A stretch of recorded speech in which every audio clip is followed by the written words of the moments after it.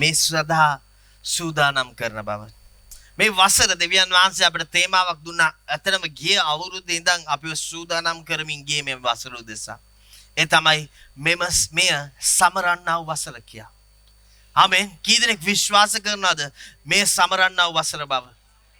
මගේ සෙනෙහවන්ත සහෝදර සහෝදරනි, දෙවියන් වහන්සේ වචනයක් කියනවා නම්, දෙවියන් වහන්සේ දෙයක් කියනවා නම් මම අනිවාර්යෙන් දන්නවා උන්වහන්සේ ඒ දේ කියන්නේ ඒක වෙන්න තියෙන නිසායි.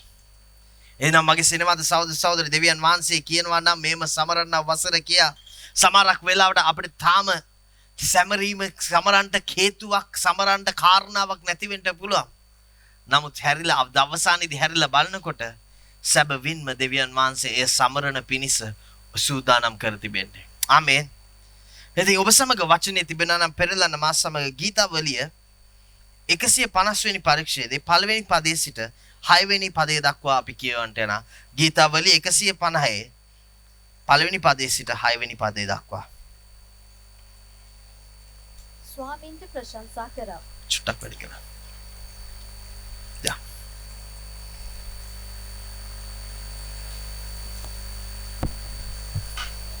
ස්වාමීන්ට ප්‍රශංසා කරව. දෙවියන් වහන්සේගේ ශුද්ධස්ථානයේදී උන්වහන්සේට ප්‍රශංසා කරව. උන්වහන්සේගේ බල පවත්නා අහස්තලයේහි උන්වහන්සේට ප්‍රශංසා කරව. උන්වහන්සේගේ බලවත් ක්‍රියා නිසා උන්වහන්සේට ප්‍රශංසා කරව. උන්වහන්සේගේ මහෝත්තම භාවයේ පරිද්දෙන් උන්වහන්සේට ප්‍රශංසා කරව. හොරණෑ ශබ්දයෙන් උන්වහන්සේට ප්‍රශංසා කරව. කුඩා වීණාව හා මහා වීණාවෙන් උන්වහන්සේට ප්‍රශංසා කරව. රබානෙන් හා නැටීමෙන් උන්වහන්සේට ප්‍රශංසා කරව. වීණා තතින් හා නලාවෙන් උන්වහන්සේට ප්‍රශංසා කරව. මහත් ශබ්ද දෙන අත්තලින් උන්වහන්සේට ප්‍රශංසා කරව. උස් රැව් දෙන අත්තලින් උන්වහන්සේට ප්‍රශංසා කරව. හුස්ම ඇති සියල්ලෝම ස්වාමීන්ට ප්‍රශංසා කරත්වා. ස්වාමීන්ට ප්‍රශංසා කරව. ආමේන්. මගේ සෙනෙහවන්ත සහෝදර සහෝදරි, මේ ගීතාවලිය ලියනකොට ඔහු සඳහන් කරනවා ස්වාමින් වහන්සේට මේ අයුරෙන් ප්‍රශංසා කරන්න. ස්වාමින් වහන්සේට මේ අයුරෙන් ප්‍රශංසා කරන්න. ඒ කතුරුවරයා කියනවා උන්වහන්සේට ප්‍රශංසා කරන්න සෑම කාරණාවක්, සෑම ආකාරයක්. ඔහු කියනවා උස් හඬින් උන්වහන්සේට ප්‍රශංසා කරන්න, හොරණෑ ශබ්දයෙන් උන්වහන්සේට ප්‍රශංසා කරන්න, රබානෙන් උන්වහන්සේට ප්‍රශංසා කරන්න, නැටීමෙන් උන්වහන්සේට ප්‍රශංසා කරන්න. මේ හැම දෙයක්ම දිහා බලද්දී ඇත්තටම නිකන් ගීතාවලිය 150 වෙනි පරිච්ඡේදයේ කතා කරන්නේ සැමරීමක් පිළිබඳවයි. ඔබ ඇති සියල්ලෙන් උන්වහන්සේට ප්‍රශංසා කරනවා කියන්නේ ඔබ සමරනවා කියන්නේ. අවසානයේදී ඒක කියනවා හුස්ම ඇති සියල්ලෝම ස්වාමීන් වහන්සේට ප්‍රශංසා කරත්වා. ස්වාමීන් වහන්සේට ප්‍රශංසා කරව. එනම් මේ මොහොතේදී දාවිද් තුමා ලියනකොට දාවිද් තුමා කියනවා හුස්ම ඇති සෑම කෙනෙක්ම ඔබ ඇති සෑම දෙයකින්ම උන්වහන්සේට ප්‍රශංසා කරන්නට. මගේ සෙනෙහවන්ත සහෝදර සහෝදරි, අපි හැම දෙයකින්ම දෙවියන් වහන්සේට ප්‍රශංසා කරනවා වගේම සමහරක් වෙලාවට සමහරක් කාරණා දෙවියන් වහන්සේට ප්‍රශංසා කිරීම වළක්වන්න පුළුවන්. පාස්ටර් ඇන්ටන් මට ආරාධනා කියදී රොන්නවා මේක දේශනා කරන්න, මයි සතියේ දේශනා කරන්න ඕනේ කියලා. උන්වහන්සේ මගේ හදතට සෑහෙන කාලයක් තිස්සේ ඇත්තට මම හිතන විදිහට මේක කොවිඩ් කාලේ දෙවියන් වහන්සේ මගේ හදවතට තව පණිවිඩයක්. හැබැයි මම කල්පනා කරා සැමරීම පිළිබඳව අවස්ථාවක් හම්බුනේ නැහැ. කතා කරන්න ඉතින් මම මේ පණිවිඩේ පැත්තකට දාලා තිබුණේ. හැබැයි මේ දවසේ කතා කරන්න කියනකොට මට මතක් වුණේ මෙන්න මේ පණිවිඩය. මම ඉතින් ඉක්මනට ගියා. මගේ පරණ බයිබල් පද කීපේ අරගත්තා. මම බැලුවා මේ මොකද්ද මේකට එකතු කරන්න පුළුවන් මොනවාද. ඇත්තටම මම කල්පනා කරපු දෙයක් තමයි සමහරක් වෙලාවට දෙවියන් වහන්සේ අපේ ජීවිතේ සාදලා තියෙන උන්වහන්සේට ප්‍රශංසා කරන්න. උන්වහන්සේට ප්‍රශංසාවක් දෙන පිණිස. නමුත් සමහරක් කාරණා තියෙනවා අපෙන් ප්‍රශංසාව යන්නේ නැති වෙන්න සාතන් විසින් වළක්වන්න පුළුවන් කාරණා. මගේ සෙනෙහවන්ත සහෝදර සහෝදරි, දෙවියන් වහන්සේ අපිට මේ සැමරීමේ වසර කියලා කිව්වා. නමුත් අපි බලාගත යුතු කාරණා කිහිපයක් තියෙනවා. උන්වහන්සේගේ සැමරීම මේ සැමරීම නැත්නම් මේ ප්‍රශංසාව නතර කරන්න පුළුවන් කාරණා කිහිපයක්. පළවෙනි කාරණාව තමයි පෙරලන්න මා සමග හෙබ්‍රේය පොතේ 12 වෙනි පරිච්ඡේදයේ පළවෙනි පදයට. හෙබ්‍රේය 12:1 කියවන්න. එබැවින් මෙපමණ මහත් සාක්ෂිකාර සේනාවකින් අප වටව සිටින නිසා සියලු බරද පහසුවෙන් අප අසු කරන පාපයද අහක දමා ඇදහිල්ලේ කර්තෘවරයාද සම්පූර්ණ කරන්නා වූද යේසුස් වහන්සේ දෙසම බලමින් ඉදිරියෙහි තබා තිබෙන දිවීම ඉවසිල්ලෙන් දුවමු.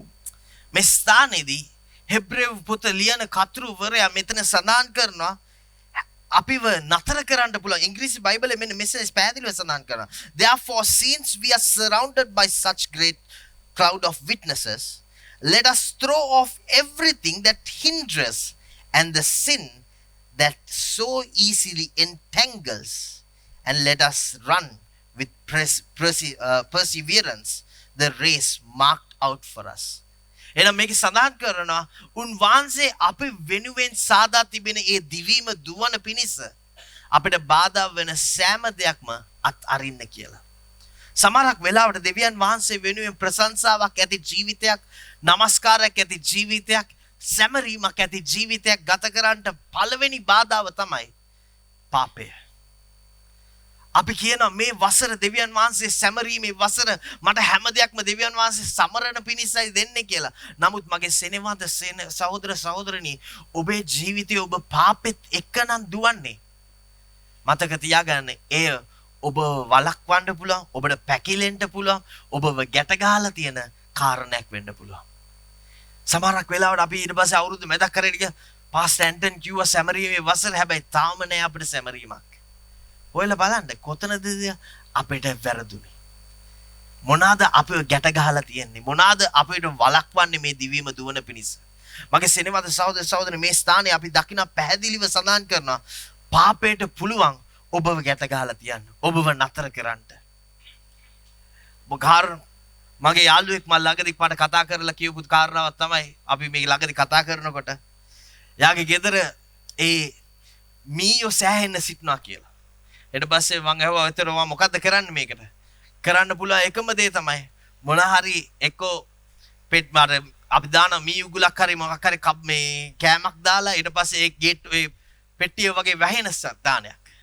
හැබැයි ඒ වගේම යා කී හිටියා රන් තවත් වහන්නක් තියෙනවා. ඒ බාණ්ඩේ තමයි මේ ග්ලූ පේස්ට් එකක් තියෙනවා. ඒ ග්ලූ පේස්ට් එක උඩ මොන හරි කෑමක් හරි මොන හරි දාලා තිබ්බොත් ඒ මීයා හරි ඒ කන සතා එතනට ආවට පස්සේ යා ඒක ඇලවෙනවා. එතනින් යට යන්න බෑ. මගේ සෙනෙහවන්ත සහෝදර සහෝදරියනි, සමහරක් වෙලාවට පාපෙත් මේ හා සමානයි. අපි හරියට නිකන් ඒ ග්ලූ ගාලා වගේ අපි ටික දුරක් මේක හොඳයි, මේක කටයුතු කරන්න පුළුවන්, මෙතන මට දෙයක් කරගන්න පුළුවන් කියලා අපි යනවා. හැබැයි ඊට පස්සේ දන්නේම නැතුව අපි ඒකට ඇලවිලා ඊළඟ දවසේ උදේ නිවසේ අයිතිකාරය යනකොට මෙච්චර කාලයක් මගේ කෑම එක, මෙච්චර කාලයක් මම පැත්තකට දාලා තිබ්බ හැම දෙයක්ම විනාශ කරපු සතාව හම්බෙන්න පුළුවන්. මගේ සෙනෙහවන්ත සහෝදර සහෝදරනි, අපේ ජීවිතේ පාපෙත් එකතු වුණොත් අපි හිතනවා දෙවියන් වහන්සේ අපිට ආශිර්වාද කරනවා, උන්වහන්සේ අපිට කරුණාව දෙනවා, මේ හැම දෙයක්ම. හැබැයි උන්වහන්සේ සූදානම් කර ඇති ගමන තුල අපිට යන්න දේ වළක්වන්නේ එකම කාරණාව තමයි පාපය. එහෙනම් ඔබට මේ සැමරීමේ වසර හැටියට දකින්න ඕනේ නම් පළවෙනි කාරණාව තමයි දෙවියන් වහන්සේ තුල ඇති ගමන යන්න වළක්වන පාපය ඔබට සිදුවෙන අත්අරින්න. සමහරක් වෙලාවට අපි හිතයි මගේ පාපේ ඉච්චර විශාල නෑ කියලා. මගේ පාපේ සාමාන්‍ය සුළු දෙයක්. මගේ පාපේ පොඩි දෙයක්. හැබැයි මගේ සෙනෙහවන්ත සහෝදර සහෝදරි, ඒ පොඩි දේ කවුරුත් දකින්න නැති දේ ඔබව උන්වහන්සේගේ අභියසට ගේන එක නතර කරනවා. ඔබ උන්වහන්සේගේ අභියසට ගේන එක නතර කරනකොට ඔබට බැරි වෙනවා උන්වහන්සේට ප්‍රශංසා කරන්න. ඔබට සිදු වෙන්නේ උන්වහන්සේගෙන් ඈත් වෙන්න.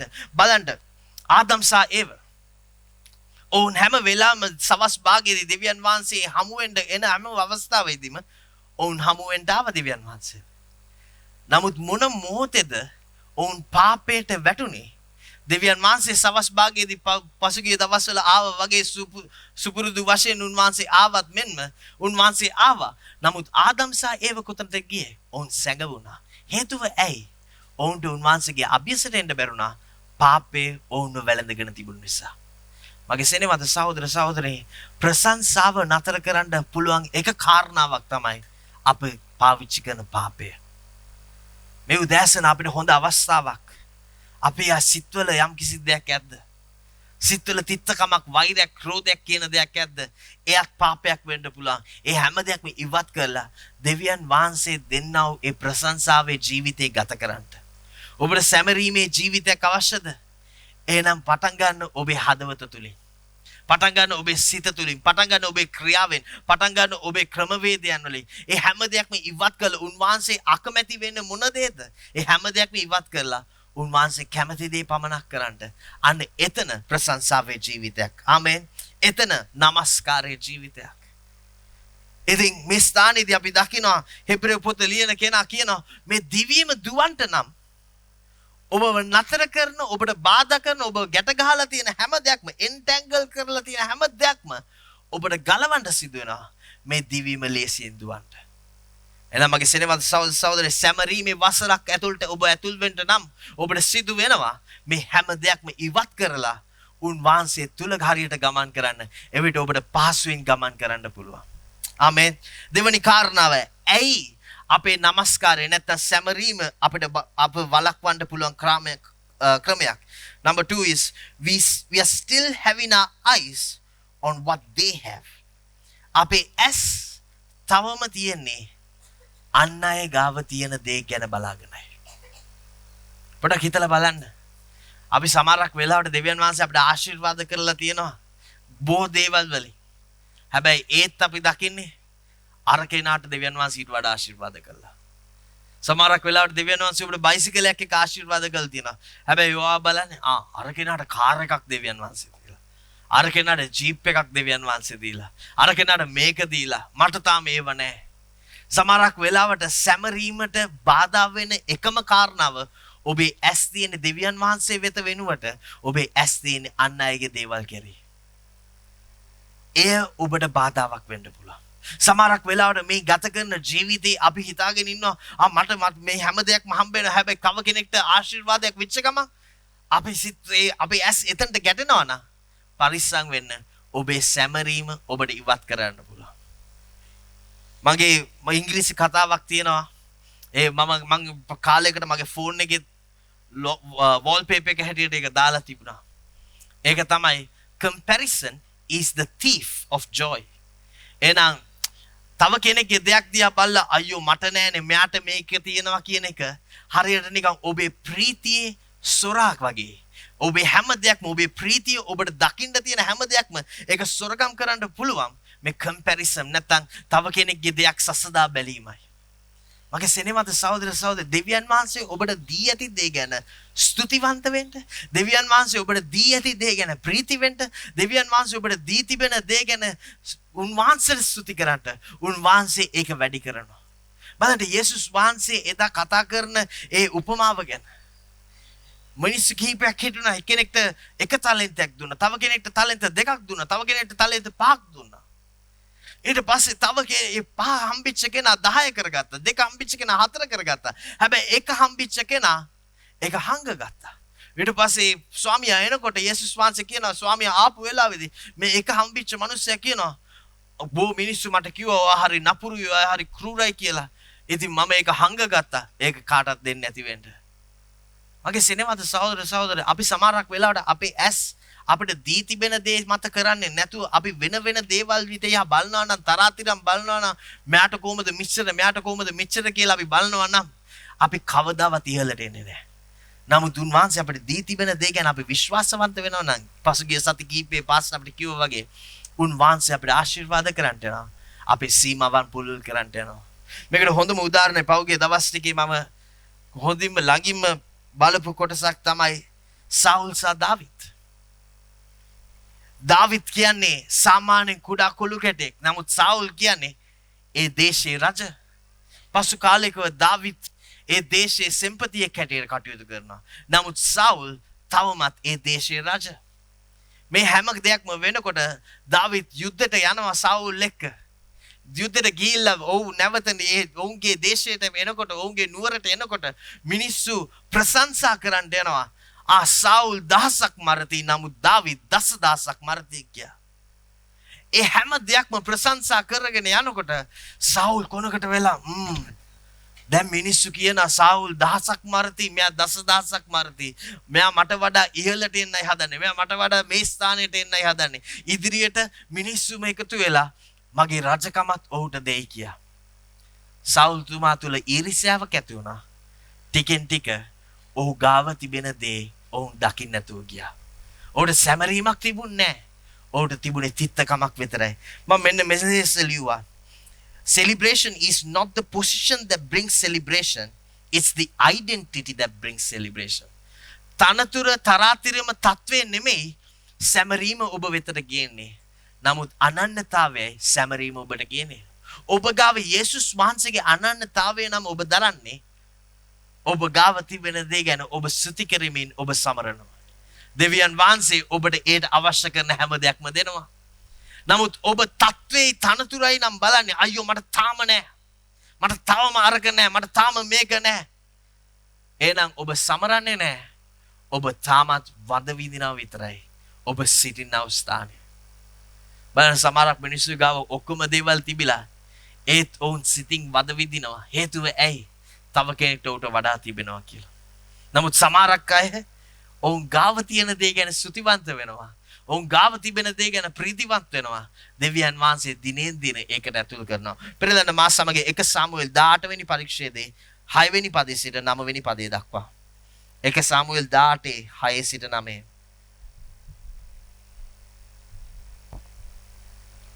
තවද දාවිත් පිලිස්තියා මරා හැරී එන මාර්ගයේදී කාන්තාවෝ සියලු ඊශ්‍රායල් නුවරවලින් නික්ම ගායනා කරමින්ද නටමින්ද රබානුත් ප්‍රීති හඬත් අත්තාලමුත් ඇතුව සාවුල් රජුරුවන්ගේ පෙරමගට ආවෝය. කාන්තාවෝ නට නටා එකිනෙකට ගී කියමින් සාවුල් තෙමේ දහස් ගණන්ද දාවිත් දසදහස් ගණන්ද මැරී යයි කීවෝය. සාවුල් ඉතා කෝප වී ඒ කීමට අප්‍රසන්නව කතා කොට ඔහු දාවිත්ට දසදහස් ගණන්ද මට දහස් ගණන්ද පමණක්ද පිරිනැමූහ. රජකම හැර තව ඔහුට ලැබෙන්න තිබෙන්නේ කුමක්දයි කීවේය. එදා පටන් සාවුල් දාවිත් දෙස ඇස් හෙලා සිටියේය. මගේ සෙනෙමත සහෝදර සහෝදරන් බලන්න 9 වෙනි පදේ කොහමද ඉවර වෙන්නේ? එදා පටන් සාවුල්ගේ ඇස් කොතනද තිබුණේ? දාවිත් කෙරේ. සාවුල්ගේ ඇස් තිබුණේ නැහැ දෙවියන් වහන්සේ කෙරේ. සාවුල්ගේ ඇස් තිබුණේ නැහැ උන්වහන්සේගේ හස්තය කෙරේ. සාවුල්ගේ ඇස් තිබුණේ නැහැ දෙවියන් වහන්සේගේ ආශිර්වාදය කෙරේ. නමුත් සාවුල්ගේ ඇස් තිබුණේ දාවිත් කෙරේ. ඔබ මොන මොහොතේද ඔබේ ඇස් අන් අය ගාව තිබෙන දේ ගැන යොමු කරන්නේ? ඒ මොහොතේ පටන් ඔබ සමරන ජීවිතයක් නොවේ ඔබ ගත කරන්නේ. ඔබ තිත්තකමේ ක්‍රූරකමේ ජීවිතයයි ගත කරන්නේ. මගේ සෙනෙහවන්ත සහෝදර සහෝදරි මේ 2026 වර්ෂයේ දෙවියන් වහන්සේගේ ආශිර්වාදය ඔබ දකින්න නම් ඔබට සිදු වෙනවා ඔබේ ඇස් උන්වහන්සේ වෙත සවි කරගන්න. ඔබට සිදු වෙන උන්වහන්සේ දෙස බලන්න. ඔබට සිදු වෙන උන්වහන්සේගෙන් ඉල්ලන්න. එවිට උන්වහන්සේ ඔබට ආශිර්වාද කරන්න යනවා. මගේ සෙනෙහවන්ත සහෝදර සහෝදරි අපේ පවුල අපි හැදුනේ වැඩුනේ කිසි දෙයක් නැතුවයි. බොහෝ වෙලාවට අපි ගාව තිබුණේ නැහැ අපිට අවශ්‍ය කරන දේ අපිට ආස කරන දේ කිසි කලක තිබුණේ නැහැ. මට මතකයි සමහර දවස්වල මගේ අම්මා ගාවට ගිහලා මට මේක ඕනේ. අම්මා පැහැදිලිව කියනවා රොන් අපිට ඉච්ඡර දෙයක් කරන්න බෑ. මං හිතින් හිතා ගන්න. හැබැයි අපේ අම්මා එක දෙයක් කියනවා. පුතා pray to God. දෙවියන් වහන්සේට යාඥා කරන්න. දෙවියන් වහන්සේට පුළුවන් වගේ සිතේ ඇති සෑම ඉල්ලීමක් ඉටු කරන්න. මගේ සෙනෙහවන්ත සහෝදර සහෝදරි මම බයිබලයේ කියවලා නෙමෙයි මම ආසම කරන බයිබල් පදයක් තියෙනවා. ඒ තමයි උන්වහන්සේ අපේ සිත දකින්නා වූ දෙවිදුන්. අපි ඉල්ලන්ට ප්‍රථමයෙන් දෙන්න දන්නා වූ දෙවියන් වහන්සේ කියලා. මම ඒක ඉගෙන ගත්තේ බයිබලේ ඇරලා කොතනද බයිබල් පදේ කියලා හොයලා නෙමෙයි. මම ඒක ඇත්තටම ඉගෙන ගත්තේ මගේ මව මට ප්‍රකාශ කරලා. මගේ අම්මා හැම වෙලාවෙම කියන දෙයක් තමයි ඉල්ලන්ට ප්‍රථමයෙන් දෙන්න දන්නා වූ දෙවිදුන් වහන්සේ. අපේ සිත දකින්නා වූ දෙවිදුන් වහන්සේ. ඉතින් වෙන කෙනෙක්ගේ දිහා බලන්න යන්න එපා. අරයට තියනවා මෙයාට තියනවා මෙයාට නැහැ කියලා. බලන්න දෙවියන් වහන්සේ වෙත දෙවියන් වහන්සේට පුළුවන් ඔබට ආශිර්වාද කරන්න. මගේ සෙනෙහවන්ත සහෝදර සහෝදරි අද හැරිලා බලද්දී සැබවින්ම දෙවියන් වහන්සේ ආශිර්වාද කළා තියෙනවා. හේතුව ඇයි? මොකද මගේ කුඩා කාලේ ඉඳන්ම මගේ මව පියා මට උගන්වුවා දෙවියන් වහන්සේ දෙස බලන්න තව කෙනෙක් දිහා බලන්න නොව. සාවුල් රජතුමාගේ ඇස් තිබුණේ දාවිත් කෙරේ. මොකද දාවිත් ගාව තිබුණු ආත්මය දෙවියන් වහන්සේගෙන් ආපු ආත්මයක් නිසා. සාවුල් රජතුමා ගාව කාලෙකට තිබ්බ හැබැයි ඌ එක නැති කරගත්තා. සාවුල් රජතුමා ගාව කාලෙකටදී ආශිර්වාදය තිබුණා හැබැයි ඌ එක නැති කරගත්තා. නමුත් ඌට දෙවියන් වහන්සේ දෙස බලන්න පුළුවන් වුණා නම් සමහරක් විට දේවල් වෙනස් වෙන්න තිබුණා. හැබැයි සාවුල් රජතුමා මොකද කරේ? ඔව් නෑ ඔහුගේ ඇස් දාවිත් කෙරේ තිබුණා. මෙයාට මට වඩා තියෙනවා. මෙයාට මෙහෙම තියෙනවා. මෙයාට අරම තියෙනවා. මෙයාට මෙහෙම තියෙනවා. හැබැයි නෑ ඔහු ස්තුතිවන්තුනේ නෑ. දෙවියන් වහන්සේ ඔහු වෙතට ගෙන ඒ ජයග්‍රහණ කෙරේ. බලන්න ඒ යුද්ධ කරේ කවුරු උදෙසාද? මොන දේශයක් උදෙසාද? ඔහුයි රජ. ඔහු ඒ දේශයේ අධිපතියා. ඔහුගේ ඒ දේශය. හැබැයි ඒත් ඔහු ජයග්‍රහණේ භුක්ති විඳින්නේ නැහැ. මොකද ඔහුගේ ඇස් තිබුණේ දාවිත් කෙරේ. දාවිත් කොහොමද දසදහසක් මැරුවේ? මම මැරුවේ 10යිනේ. මගේ සෙනෙහවන්ත සහෝදර සහෝදරනි, ඔබේ ඇස් මොන වෙලාවද දෙවියන් වහන්සේගෙන් තව කෙනෙක්ට යන්නේ? ඒ මොහොතේ ඉඳන් ඔබේ කැපැසිටි එකත් අඩු වෙන්න පුළුවන්. ඔබට කරන්න පුළුවන් ක්‍රමවේදය, ඔබට කරන්න පුළුවන් ප්‍රමාණය අඩු වෙයි. නමුත් ඔබ මොන මොහොතේද මනුෂ්‍යයා දෙස බලන වෙනුවට දෙවියන් වහන්සේ දෙස බලන්නේ? ඒ මොහොතේ ඔබේ කැපැසිටි එක දෙවියන් වහන්සේට වැඩි කරන්න පුළුවන්. ඔබේ ප්‍රමාණය උන්වහන්සේට පුළුල් කරන්න පුළුවන්. ඔබට කරන්න පුළුවන් මෙච්චරයි නම් දෙවියන් වහන්සේට ඔබව පාවිච්චි කළ ඊට වඩා කරන්න පුළුවන්. හැබැයි වැදගත් වෙන්නේ ඔබේ ඇස් කොතනද ඔබ සවි කරගෙන තියෙන්නේ. මෙම සැමරීමේ වසර නම් ඔබට සිදු වෙනවා ඒ සැමරීම ගෙනෙන දෙවියන් වහන්සේ දෙස බලන්න. එවිට උන්වහන්සේ සමරන්න කාරණා ඔබට දෙනවා. හැබැයි ඔබේ ඇස් වෙන කෙනෙක් වෙත යොමු කරලා තියෙන මොන මොහොතේද? වෙන දෙයක් වෙත යොමු කරලා තියෙන මොන මොහොතේද? ඔබට කිසි කලක බෑ සමරන්න. මොකද ඔබට දකින්න වෙන්නේ මෙයාට මට වඩා තියෙනවා. මෙයාට මීට වඩා දෙයක් තියෙනවා. හරවන්න යේසුස් වහන්සේ වෙතට උන්වහන්සේ ඔබ බලවත් කරයි. උන්වහන්සේ ඔබට පිළිතුරු දෙයි. ආමෙන්. ඊට පස්සේ තුන්වෙනි කාරණාව තමයි we still look to escape. අපි තාමත් සොයන්නේ මගහරින ක්‍රමවේදයක්. අපි තාමත් සොයන්නේ එළියට බහින්න ක්‍රමවේදයක්. බලන්න ගීතාවලිය 104 සඳහන් කරන්නේ මොකක්ද කියලා. ගීතාවලිය 100 වෙනි පරිච්ඡේදයේ 4 වෙනි පදේ.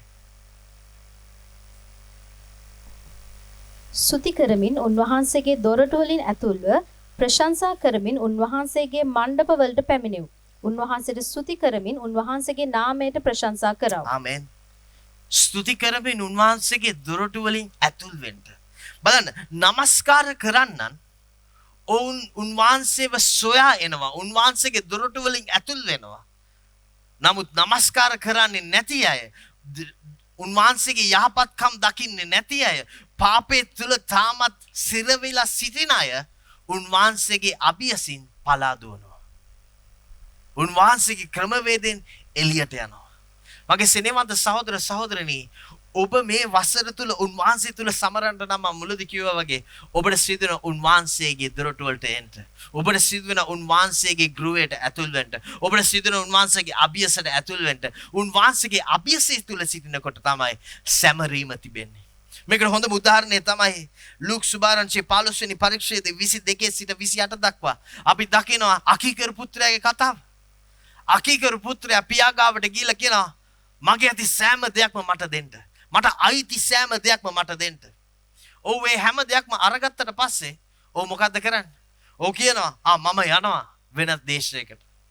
ඔව් ගිහිල්ලා ටික කාලයක් ඉන්න ඔව්ගේ ඇති සෑම දෙයක්ම ඔව් නැති කරගෙන ඊට පස්සේ ඔව් කල්පනා කරන ඔව් ඒ ඌරු කොටුවක ඉඳගෙන ඒ කෑම කන ගමන් ඔහුට සිහි වෙනවා ඔහුගේ පියාගේ ගෙදර තියෙන ඒ සැමරීම, ඔහුගේ පියාගේ ගෙදර තියෙන ඒ සතුට, ඔහුගේ පියාගේ ගෙදර තියෙන ප්‍රීතිය.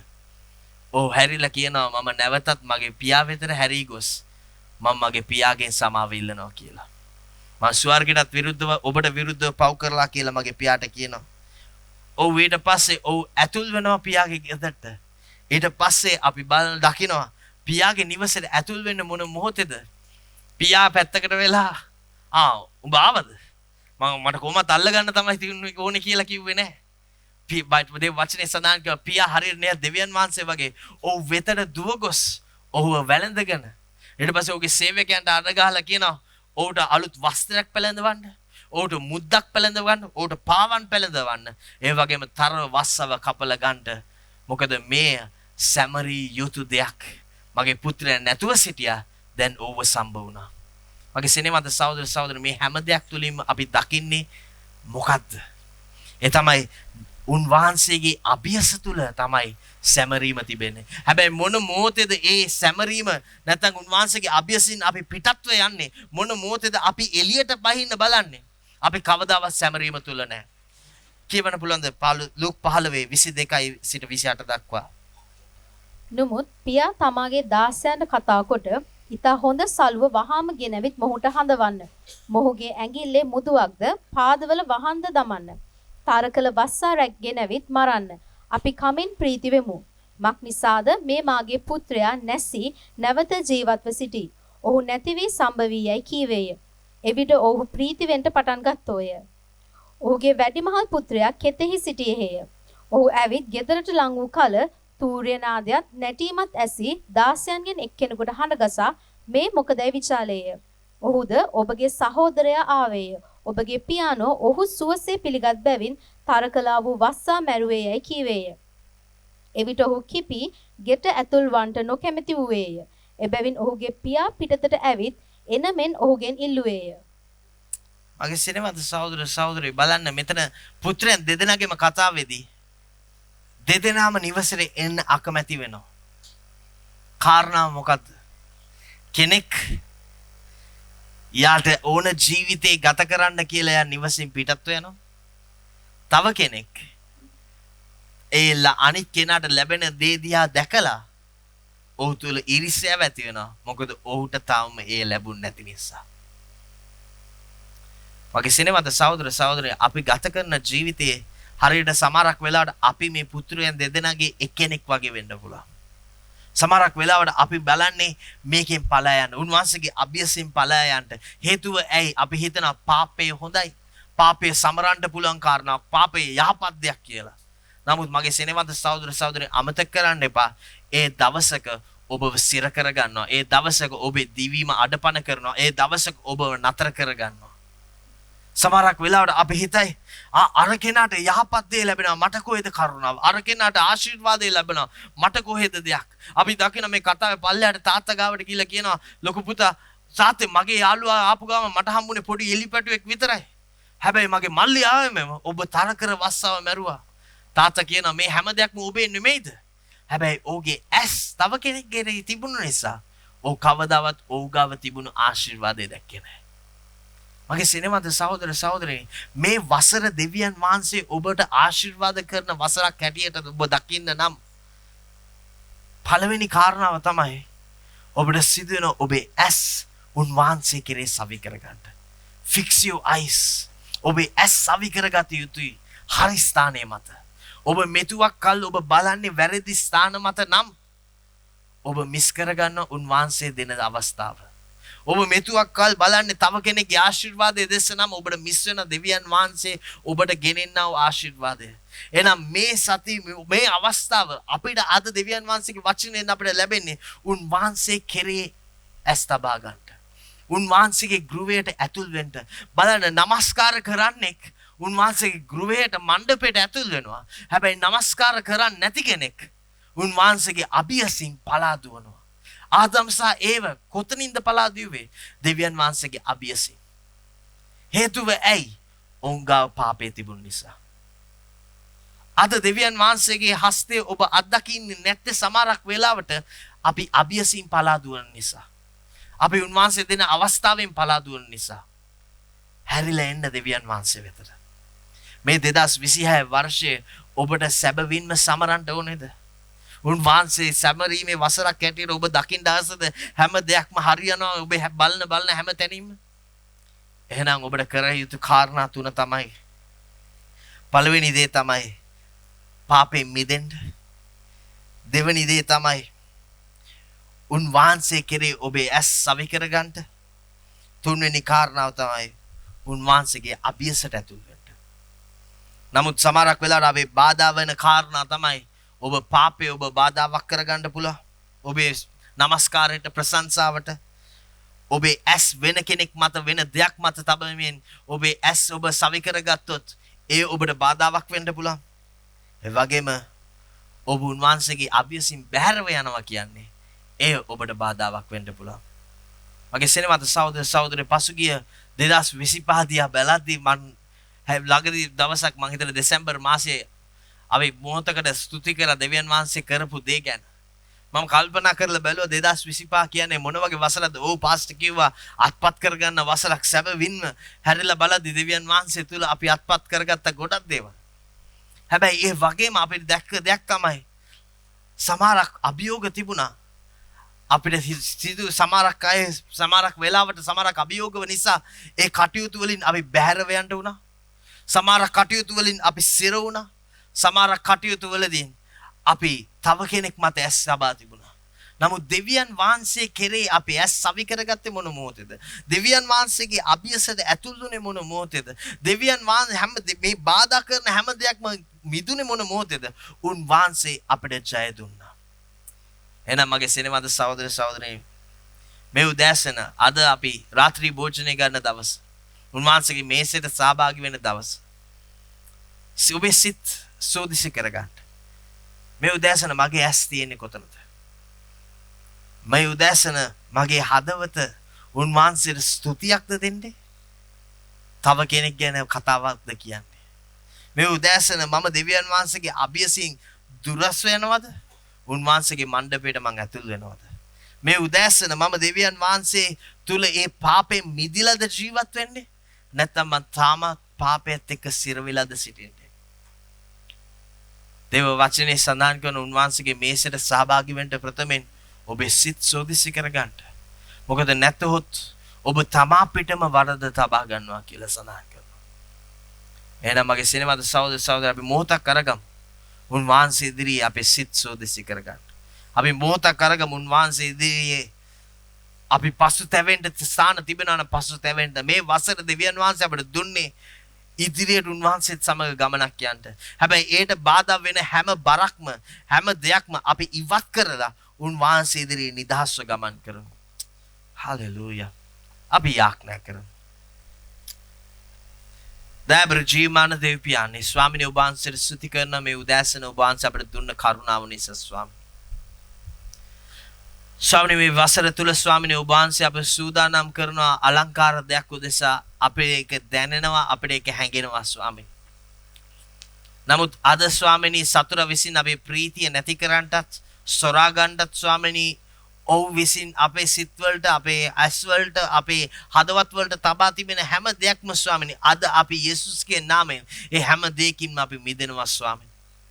ස්වාමිනේ මෙතුවක් කල් ස්වාමිනේ අපි ඔබ වහන්සේගේ අභියසේ සිටනවා කියලා නමුත් තවමත් අපි පාපයත් එක්ක නම් සිටියේ ස්වාමිනේ. අද ස්වාමිනේ ඔබ වහන්සේගේ ලේ වලින් ස්වාමිනේ ඒ පාපයෙන් අපි මිදෙනවා ස්වාමිනේ. මෙතුවක් කල් ස්වාමිනේ පාපේ අපිව අල්ලගෙන නම් සිටියේ යේසුස්ගේ නාමයෙන් අපව නිදහස් කරන්නට කියලා අපි යාඥා කරනවා ස්වාමිනේ. ස්වාමිනේ අද අපි ඔබ වහන්සේගේ මේසෙට සහභාගී වෙන මෙන්ම ස්වාමිනේ අපි යාඥා කරනවා ඔබගේ කරුණාව ලැබුව මැනව ස්වාමිනේ. ඒ වගේම ස්වාමිනේ මෙතුවක් කල් ස්වාමිනේ අපේ ඇස් ඔබ වහන්සේ උදෙසා තිබෙන වෙනුවට අපේ ඇස් තිබුණේ වෙන ස්ථානයක නම් ස්වාමිනේ අපි යේසුස්ගේ නාමයෙන් ඔබ වහන්සේට කිය ස්වාමිනේ අපි යාඥා කරනවා අපේ ඇස් ඔබ වහන්සේ තුල සවි කරගන්න කරුණාව ලැබුව මැනව ස්වාමිනේ. ඒ වගේම ස්වාමිනේ මෙතුවක් කල් ස්වාමිනේ අපි ඔබ වහන්සේගේ අභියසෙන් දුරස්ව ගියා නම් මේ උදෑසන අපි සභාවක් හැටියට සෙනගක් හැටියට නැවතත් ඔබ වහන්සේගේ අභියසට එනවා ස්වාමිනේ.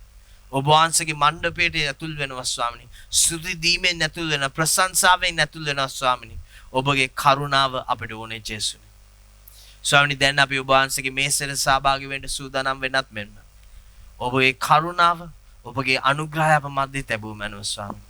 ස්වාමිනේ ඔබ වහන්සේ අකමැති සෑම දෙයක්ම පහ කරලා ඔබ වහන්සේ කැමති දේ අප තුල ඇති කළ මැනව. නාසරී යේසුස් වහන්සේගේ නාමයෙන්. ආමේන් ආමේන් ආමේන්.